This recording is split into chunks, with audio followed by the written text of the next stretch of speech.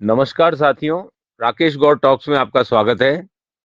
साथियों, मेरे मन में हमेशा एक सवाल बना रहता था कि गीता का उपदेश श्री कृष्ण ने अर्जुन को कैसे दिया होगा, क्योंकि 700 श्लोक हैं, एक बोले, दूसरा समझे, एक बोले तो भी लगभग 4 घंटे का समय लगेगा, लेकिन वार्तालाप में तो 8 घंटे लगते हैं कम से कम।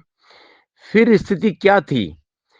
और वो विशेष है कि दोनों ओर सेनाएं सजी हुई थी, युद्ध का शंखनाद हो चुका था, रथ युद्ध के लिए सजे हुए थे, तीर प्रत्यंचा पर लगे हुए थे, दिव्य अस्त्रों की भी तैयारी थी।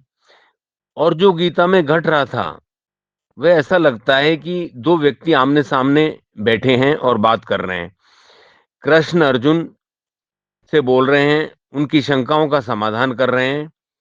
और युद्ध मैदान में तो असंख्य लोग थे, लाखों आंखें, लाखों कान। क्या कोई नहीं सुन रहा था? वो इतने लंबे अंतराल में बोला ही नहीं, किसी ने कोई प्रश्न ही खड़ा नहीं किया। इसलिए लगता नहीं कि संवाद शब्दों में घटा। मेरी अपनी एक प्रकृति रही है कि मैं किसी भी बात को जाने बिना यूं ही नहीं मान लेता। किसी ने कह दिया, जैसा ही विश्वास कर लूं, या मेरा प्राय जैसा कि प्राय कर लिया जाता है। और धार्मिक बात हो तो प्रश्न उठाया ही नहीं जा सकता। लेकिन मनुष्य तो शब्दों में उलझा हुआ है, शब्दों में भी विकार आ जाते हैं। इस शब्द के स्थान पर वो बोल दिया होता तो ज्यादा प्रभावी होता। और जब से मोबाइल है, शब्दों को तो बोलकर ही लिखा जाता है। संवाद टाइप मैसेज है। लेकिन वो जो समय था, उसमें कुछ लोगों की चेतना का स्तर इतना ऊंचा होता था कि दो चेतनाएं मौन में भी एक हो जाती थी। जहां शब्द का स्थान विचार ले लेता है, यह मेरी जो एक खोज थी, उस खोज को वो पूर्ण हुई ओशो को पढ़कर। मेरी जिज्ञासा शांत करने के लिए ओशो को बारंबार नमन।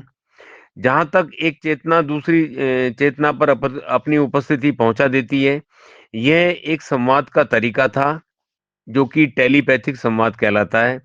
इसे विचार संक्रामण भी कहते हैं, और यही असली संवाद है। अब तो विज्ञान ने भी इसे स्वीकार कर लिया है। कई बार आपने अनुभव किया होगा, आप किसी को याद करते हैं और अगले ही क्षण उसका कॉल आ जाता है। यह टेलीपैथी है। मन पूर्णतः शांत होकर असीमित हो जाता है और एक आत्मा से दूसरी आत्मा को मिला देता है। इसलिए गीता के उपदेश एक चेतना से दूसरी चेतना को मिला देने वाला मौन में साधा गया होगा। हालांकि अर्जुन का मन अशांत था, लेकिन सामने तो श्री कृष्ण थे, जो कि पूर्ण अवतार हैं। अर्जुन के मन तक अपनी बात पहुंचाने का उनसे श्रेष्ठ तरीका और कौन जान सकता है। इसलिए यह बात आमने सामने की ना होकर टेलीपैथिक रही होगी, ऐसा मेरा भी अब पूर्णतः विश्वास बन चुका है। इसके लिए ओशो ने कई उदाहरण दिए हैं, जिससे कि टेलीपैथी समझने में आसान हो सके। कहानियों व घटनाओं के माध्यम से बताया, क्योंकि जब तक टेलीपैथी समझ में नहीं आएगी, तो ये समझना मुश्किल होगा कि गीता कैसे घटी होगी। इसमें कुछ वैज्ञानिक जो इसका पक्ष है, उसके बारे में मैं बताऊं आपको। रूस के एक वैज्ञानिक हुए हैं, व्लादिमीर बेक्टेरेव। हालांकि वो न्यूरोलॉजिस्ट थे, लेकिन उन्होंने ऑब्जेक्टिव साइकोलॉजी की नींव रखी और कंडीशनड रिफ्लेक्सेस पर भी काम किया। उनके कार्य मनोविज्ञान और मानसिक प्रतिक्रियाओं से जुड़े हुए रहे, जिसमें टेलीपैथी जैसी अवधारणाओं पर भी अप्रत्यक्ष रूप से भी विचार किया गया, क्योंकि यह भी मस्तिष्क और संचार से ही जुड़ा हुआ है। एक और वैज्ञानिक हुए, उनका नाम है हंस बर्जर, जिन्होंने ईईजी का आविष्कार किया। ईईजी के आविष्कार से मस्तिष्क विज्ञान में महत्वपूर्ण योगदान दिया, जो टेलीपैथी की खोजों से प्रेरित था। आधुनिक विज्ञान में तो रिसर्च होता है, खोए हुए को ढूंढा जाता है। सन 1882 में टेलीपैथी शब्द को परिभाषित किया गया। साइंटिस्ट मायर्स ने, जोसेफ वी राइन ने, फिर 20वीं सदी में जॉनर कार्ड्स का उपयोग करके टेलीपैथी की संभावनाओं की जांच की। रूपर्ट शेल्ड्रेक और डीन रेडिन आधुनिक परा मनोविज्ञान के प्रमुख नाम हैं, जिन्होंने टेलीपैथी और अनमानसिक घटनाओं पर वैज्ञानिक प्रयोग किए हैं। इसी तरह स्टैनली क्रीपर और मॉन्टेक उलमैन ने ड्रीम टेलीपैथी पर अध्ययन किए। अब आप देखिए, हमारी भाषा हिंदी संस्कृत से ही विकसित हुई। लगभग 3000 वर्ष पूर्व इसका पूर्ण विकास हुआ और हमारी भाषा में टेलीपैथी के हिंदी शब्द उपलब्ध रहे। इसका मतलब है यह प्रयोग की जाती थी। शब्द हैं दूरानुभूति, परचित्त ज्ञान, मन परय, दूर संवेदन। अब मैं आपको टेलीपैथी के संदर्भ में ओशो द्वारा कही गई घटनाओं के बारे में बताना चाहूंगा। यूनान में एक फकीर हुआ जॉर्ज गुरजियफ और रूस के एक दार्शनिक व गणितज्ञ हुए पीडी ऑस्पेंस्की। ऑस्पेंस्की गुरजियफ के शिष्य भी थे। गुरजियफ ने ऑस्पेंस्की को उसके 30 शिष्यों के साथ में एक छोटे से गांव टिफलिस में बुलाया, वहां लेकर गया उन्हें और वहां उन्हें एक बड़े से मकान में बंद कर दिया। बाहर जाने की अनुमति नहीं थी। गुरजियफ ने कहा, कोई एक शब्द भी नहीं बोलेगा, इशारों से भी बात नहीं करेगा, आंखों से हाथों से कोई संकेत भी नहीं देगा। ऐसे जीना है कि तुम इस मकान में अकेले हो, दूसरा व्यक्ति तुम्हारे लिए अस्तित्वहीन है। कोई पास से भी गुजरे तो उसका तुम्हें पता नहीं होना चाहिए, देखना भी नहीं है, उसे स्वीकार भी नहीं करना है। और चेताया कि जो इसमें फेल होगा, जरा भी इशारा किया या अपनी उपस्थिति दर्ज की तो मैं उसे बाहर कर दूंगा। क्या हुआ? 15 दिन में 27 लोग बाहर हो गए।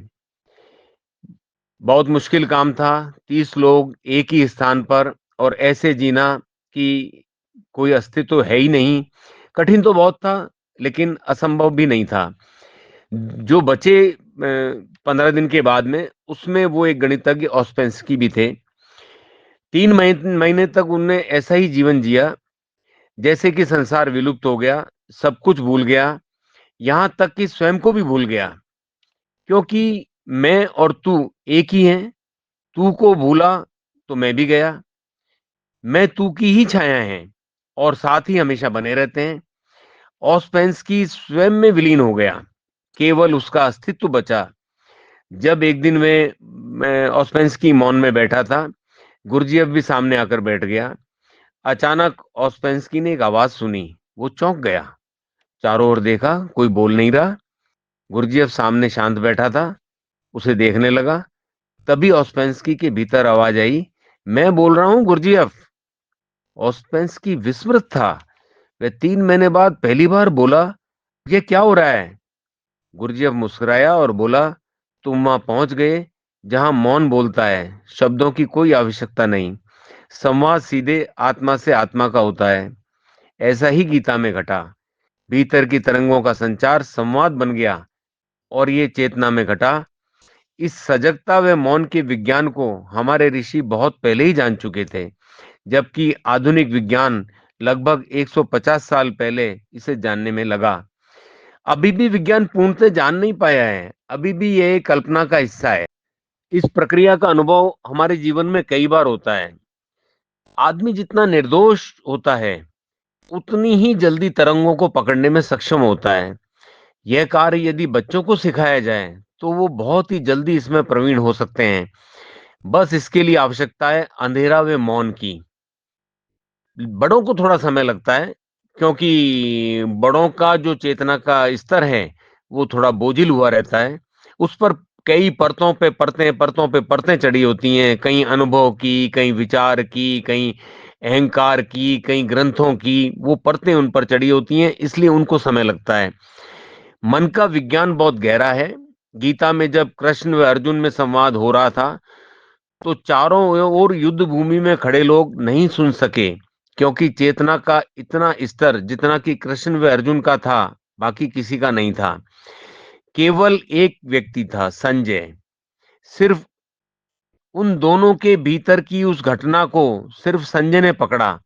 इसलिए गीता सर्वप्रथम संजय को ही सुनने को मिली और किसी भी प्रमाण से सिद्ध नहीं किया जा सकता कि गीता वास्तव में विचार संक्रमण है। सिर्फ संजय ने कहा, इसलिए इस बात को जो है स्थापित किया गया।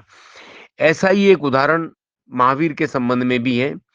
महावीर भी बोलकर कोई संदेश नहीं देते थे। उनके चारों ओर 11 मुख्य शिष्य रहते थे, जिन्हें गणधर कहा जाता था। इनमें इंद्रभूति गौतम मुख्य गणधर थे। हालांकि अधिकांश महावीर से पहले ही निर्वाण को प्राप्त हो गए थे। महावीर उनसे आत्मा का संवाद करते थे। शिष्य बोलकर उस संवाद को बताते थे कि महावीर ऐसा कह रहे हैं, इसलिए महावीर की वाणी शून्य वाणी है। वे शिष्यों को दूरानुभूति के द्वारा वार्ता करते थे। सुनने वाला उसे अपने शब्द देता था। इसीलिए एक लंबे समय तक उसे श्रवण परंपरा का ही हिस्सा कहा जाता है।